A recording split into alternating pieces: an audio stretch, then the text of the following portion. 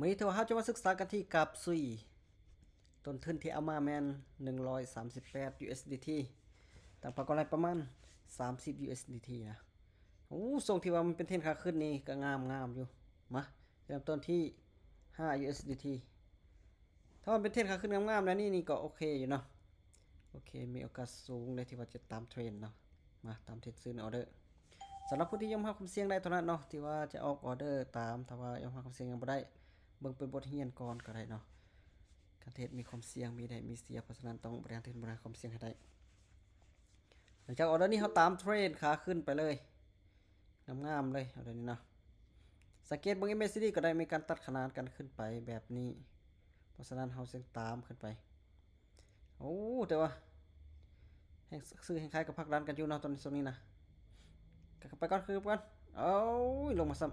ำอัพขึ้นไปหากบ่อยากค่อนข้างว่าจะบ่อยากสนเทรนไปเนาะมันก็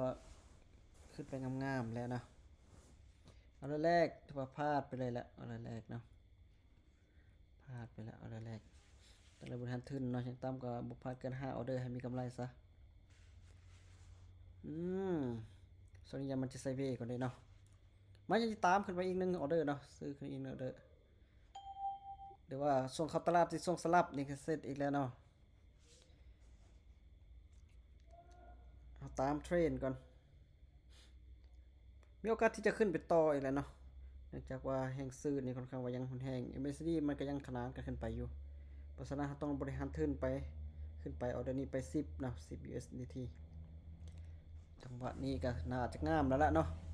จังหวะนี้น่าจะงามแล้วล่ะขึ้นไปสวยๆแบบนี้นะขาขึ้นงามๆเลย2 1 0ออเดอร์2โอเคถ้าลงก็ลงงามขึ้นงามโอ้จังหวะนี้นี่ขึ้นสูงเนาะสูงเกินกลับมาที่5เหรียญอย่าขึ้นสูงเกินอยู่เลยเนาะอย่าขึ้นไปตืมเนาะใกล้ที่จุดแนวต้านแล้วนี่เดี๋ยวมันจะทะลุแนวต้านขึ้นไปมาขึ้นตามซื้ออีก1ออเดอร์ก่อนแต่ก็เสี่ยงอยู่เนาะจุดแนวต้านบ่ติดซ้ำจุดแนวต้านเก่าเลยเด้นี่ว่าจะกลับตัวซ้ำจุดแนวต้านไปไส้ถ้าว่าไปไส้เนี่ยยังบ่ถึงโอ้ไปไส้เนี่ยยังบ่ถึงเนาะพอดีน่าจะไปปิดไปไส้ได้อยู่ได้นี่แนวต้านไปไส้หรือว่ามันจะขึ้นไปโอกาสเป๊ะเลยเนาะแนวต้านไปไส้เป๊ะเลยจุดนี้นี่โทษอยู่ที่จุดแนวต้านเป๊ะเลยเนาะถือว่ามันขึ้นไปหาแนวต้านก่อนไปไส้ที่ว่ามันเคยลงมาจังหวะเดียวนี่เนาะจังหวะนี้แล้วก็เทลงมาเพราะฉะนั้นออเดอร์นี้ถ้าแห้งขายหุ้นแห้งนี่ก็มีโอกาสตามอยู่ได้มาจะออกประมาณ5-6 วินี่เนาะกดมันนอนอยากรีเลย์หน่อยนึงมาออเดอร์นี้ตามขายนะออเดอร์นึงจากทรงแห้งขายทรงมาจากแนวต้านเนาะแต่ความเสี่ยงมันก็คือการส่วนเทรดหน่อยนึงเลยจังหวะนี้นะความเสี่ยงหน่อยนึงเลยหวังว่าแห้งขายมันจะหุ้นแห้งที่ว่าเทมาจากแนวต้านเนาะเทมาจากแนวต้านแล้วจะลงมาหาฐานราคาเก่าตัวนี้ฐานราคาเก่านี่ฐานนี่คือว่าฐานที่ว่ามีแห้งซื้อขึ้นไปลงมาแล้วยังจะขึ้นไปอีกโอ้ยเดียวจะว่าแห้งขายนี่ก็หุ้นแห้งอยู่โอเคจัดไปเอาเลยนี่จังหวะนี้เนาะจังหวะให้การตามแห้งขายได้จัดไปทีละ5 เหรียญถ้าว่ามันขึ้นไปงามลงงามนี่ก็มีโอกาสกำไรได้นะโทษแห้งขายยังเทอีกเนาะแต่ว่าถึงฐานพอดีเนาะแต่ว่ายังติดตามแห่งขายอยู่เด้ออันนี้เนาะยังติดตามแห่งขายอยู่จะเขาเข้ามาโน้มลงมาเกิดละ MACD นี่ถ้า MACD ตัดลงมาโอ้ยว้าจุดที่เคยมีแห่งซื้อหน่อยนึงจุดน้อยนี่ใจ MACD มันใกล้จะตัดกันลงมานะโอเคถ้าว่าตาม MACD นี่ก็ค่อนข้างว่าจะตามขายเลยนะโน้มน้อยนี่เนาะเพราะฉะนั้นตามขายเลยจังหวะนี้โอ้ลงงามๆละจังหวะนี้สูงเลยจังหวะนี้น่าจะวิ่งงามแล้วอะไรนี่นะ2 1 0จัดไป จังหวะแห่งขึ้นงามลงงามจังหวะนี้ก็มีโอกาสสูงอยู่จะว่าเขาจะเข้าตลาดได้มีโอกาสพักตัว1ออเดอร์โอ้ยังเป็นออเดอร์ที่2ถ้าออเดอร์นี้พักตัวแต่ว่า MACD ตัดถ้าตัดลงแห้งๆนี่ก็มีโอกาสอยู่ช่วงที่ว่าอาจจะลงมาถึงแนวรับโอ้เดี๋ยวนี้คือจุบทันแล้วเนาะ3วินาทีแล้ววาดแนวรับไว้ก่อนถ้าท่านก็เสี่ยงอยู่เนาะถ้าว่าจะตามแห่งขายเมื่อกี้นี้ผมสังเกตใน MACD นี่ตัดลงได้แต่ว่าเฮาตามลงมากับตัวขึ้นไปซ้ำเนาะดีได้เฮาบ่ได้ออกเอาเด่นถ้าออกนี่มีโอกาสขายหลายกว่าเลยเมื่อกี้แต่ว่าเกิดพักตัวขึ้นไปมาเอาได้นี่นะเนาะโอ้นอนใกล้ฐานจุด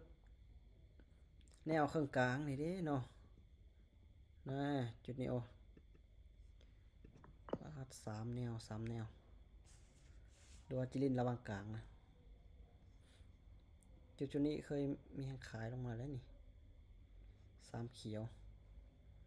ว่าจะตามแห่งซื้อซะเนาะตามแห่งซื้อเดี๋ยวนี้จะก็เสี่ยงอยู่เนาะลินระหว่างกลางตามแห่งซื้อไปก่อนมีโอกาสจะพักกลับขึ้นไปถึงแนวต้านเก่านี่ก็มีอยู่แห่งซื้อนี่ก็ค่อนข้างผลักดันอยู่ขึ้นไปก่อนจังหวะนี้จังหวะแห่งกัดตามแห่งซื้อ1ออเดอร์ก่อนถ้าไปเต็มนี่ก็มีโอกาสอยู่จังหวะไปเต็มมันติดฐานแนวรับเก่าตรงกลางเนาะ210โอเคจัดไปบินจากออเดอร์ติด3ออเดอร์ติดเนาะ4ออเดอร์ติดแต่ว่าเฮาไปข้างละ5 เหรียญจัดไปงามใช่ปะจัดไปงามโอ้แล้วเกิดการลงมาอีกแล้วทรงนี้มันเล่นไซเวย์ทรงกลางนะมาถึงมาถึงนะครับคายโอ้จงใส่หน่อยนึงปาดีดหน่อยนึงทุกคนจังหวะนี้มันดีดทรงท้ายเนาะดีดทรงท้ายหน่อยนึงนะขอปิดไมค์กันนะเอาโอ้ดีดทรงท้ายหนึ่งโอเคลงมางามเอาเดี๋ยวนี้น่าจะจัดไป5เอาเดี๋ยวติดเนาะจัดไปงามๆ5เอาเดี๋ยวติดเลยน่าจะลงมางามแล้วเอาเดี๋ยวถ้ามันบอดีดนี่น่าจะจัดไปออเดอร์ที่5จัดไปโอเคเอาจัดไป5ออเดอร์ติดเนาะจัดไปงามๆ5ออเดอร์ติดสำหรับผู้ที่มีกำไรแล้วถึงเป้าแล้วก็เบิ่งเป็นบทเรียนได้เนาะตอนนี้ถือว่าบินมา5ออเดอร์ติดแล้ว1 2 3 4 5ออเดอร์ติดงามๆแต่ว่ายังจะไปอีกหน่อยนึงเนาะจากมันยังบ่หมดเวลาแต่จะเป็นออเดอร์ต่อไปเนาะเดี๋ยวนี้ผ่านไปก่อนมันอยากต่ำฐานว่าอาจารย์เนื่องจากว่า3แดงนี่ก็จะค่อนข้างว่าจะกลับเลยเนาะแต่มันยังบ่ถึงแนวรับปานใดนะก็อยากเสี่ยงมีๆ2วางอยู่แล้วหนึ่งแล้วยังบ่ถึงปลายไส้เนาะโอ้กลับคืองามแล้วเนาะกลับขึ้นงามเลยป้าถ้าตามซื้อนี่ก็งามเลยอะไรนี่เนาะเนี่ยจังหวะแห่งการกลับตัวเลยเนาะปาโทปิดซื้อจนได้อาจจะลงมาถึงฐานแนวรับจ้ะนี่ฐานแนวรับแนวต้านมีเฮาก็เอาไว้เบิ่งราคาเนาะแต่ว่าก็ส่วนหลายบางครั้งก็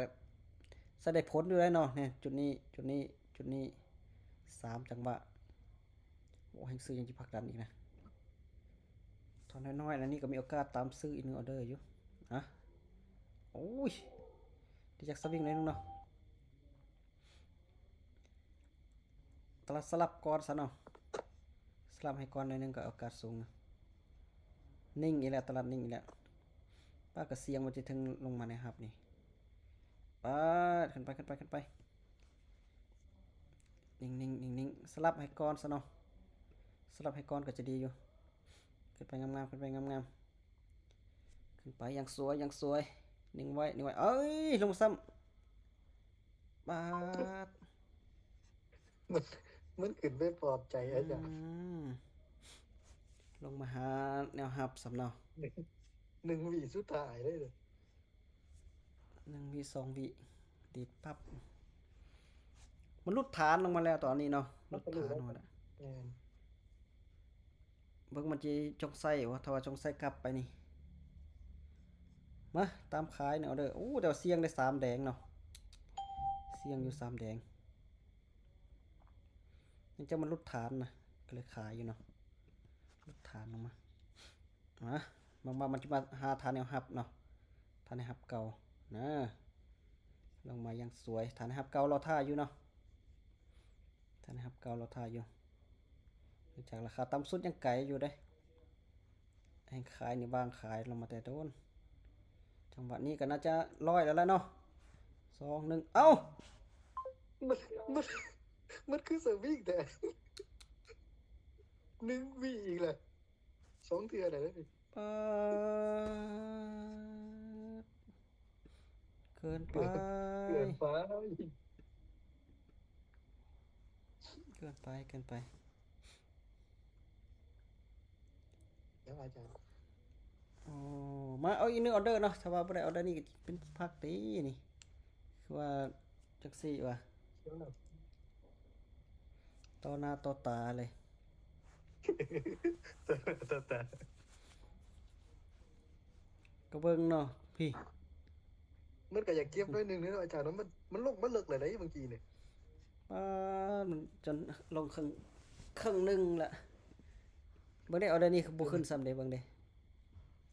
ปิดขายจนได้แล้วอันนี้เกินไป อ๋อ สวิงเสีย2ออเดอร์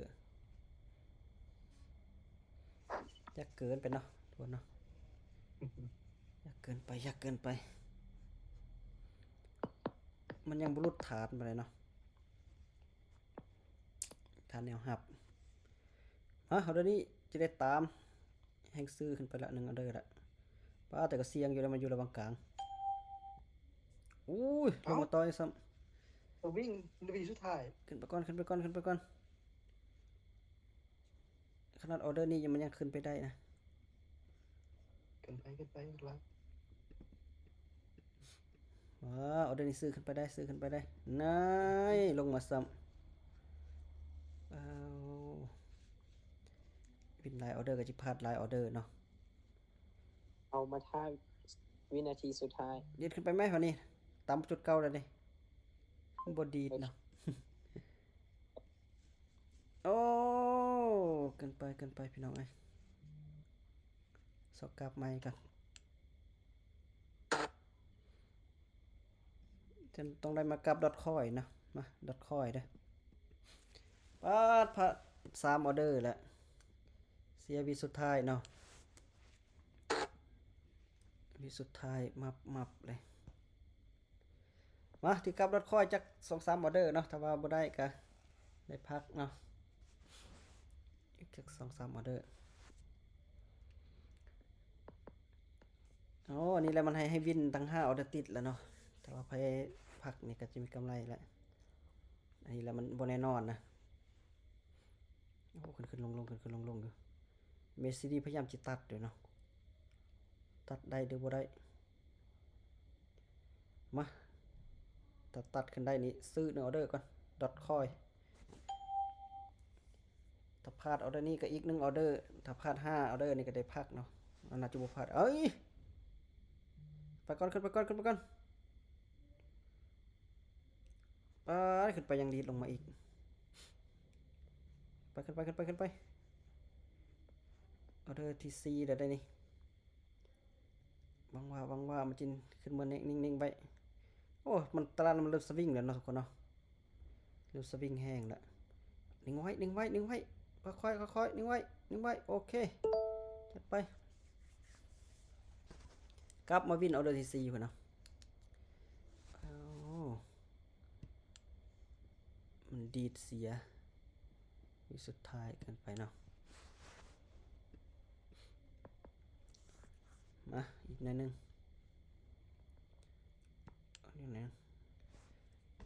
โอ้ทีนี้ย่อมา ยังที่ซื้อบินออเดอร์ก่อนย่อตัว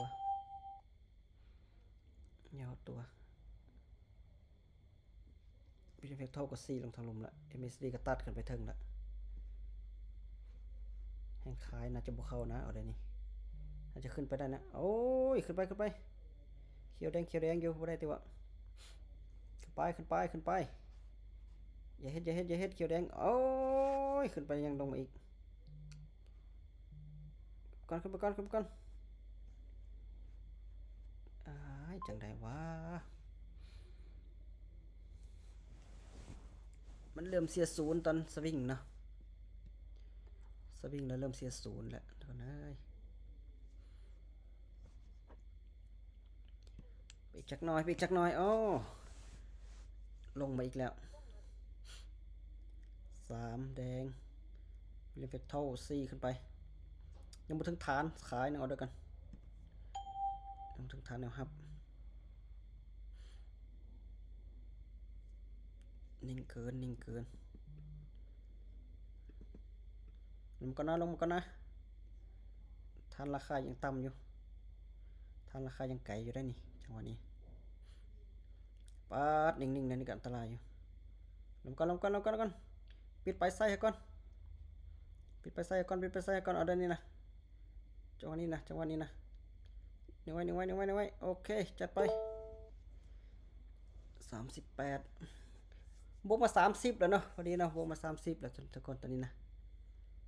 บวกมา30พอดีแล้วหลังจากหาทุนมา